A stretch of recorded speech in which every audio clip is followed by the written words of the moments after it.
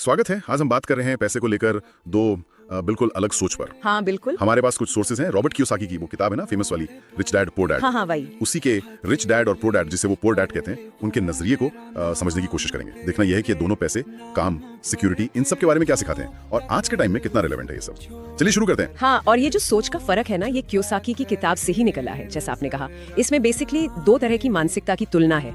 एक है जो बिजनेस इन्वेस्टमेंट मतलब एसेट्स बनाने पर फोकस करती है, वो रिच डैड वाली सोच। और दूसरी है जो ट्रेडिशनल है, अच्छी पढ़ाई, पक्की नौकरी, सेविंग्स, ये पुअर डैड या पुअर डैड वाली सोच। और बताएं दिलचस्प क्या है, ये सिर्फ पैसों की बात नहीं है, ये असल में जीने के दो अलग तरीके, दो अलग फलसफे हैं। सही कहा।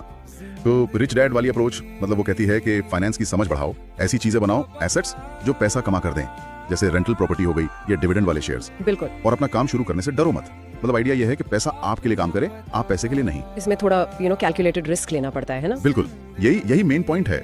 ये सोच लोगों को फाइनेंस समझने और इंडिपेंडेंट बनने के लिए मोटिवेट करती है। फोकस एसेट बनाने पर होता है, रियल एस्टेट, स्टॉक मार्केट, अपना बिजनेस शुरू करना। लेकिन हाँ, एक बात है, इसमें रिस्क ज्यादा है, मतलब तुलनात्मक रूप से। और कुछ लोग क्रिटिसाइज भी करते हैं कि कियोसाकी की सलाह कई बार शायद थोड़ी ज्यादा सिंपल या फिर ज्यादा रिस्की हो सकती है। और हर एसेट एक जैसा नहीं होता, ये भी समझना जरूरी है। अच्छा। दूसरी तरफ है प्रो डैड का रास्ता, जो ज्यादातर लोगों को जाना पहचाना लगता है। और पैसे बचाओ, ज्यादा रिस्क मत लो, और रिटायरमेंट के लिए वो क्या कहते हैं, पीएफ या पेंशन पर निर्भर रहो। हाँ। अपनी चादर देखकर पैर फैलाओ, कर्ज से बचो।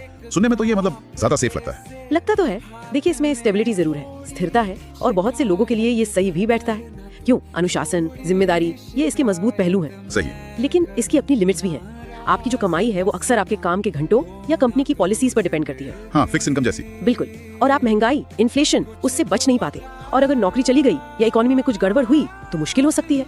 और सबसे बड़ी कमी शायद ये है कि ये अक्सर फाइनेंशियल लिटरेसी मतलब पैसे की समझ और एसेट बनाने के तरीकों को नजरअंदाज कर देता है।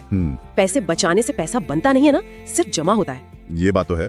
तो मतलब शॉर्ट में कहें तो रिच डैड वाला रास्ता उनके लिए जो थोड़ा बिजनेस माइंडेड है, हाँ? जो कैलकुलेटेड रिस्क लेने को तैयार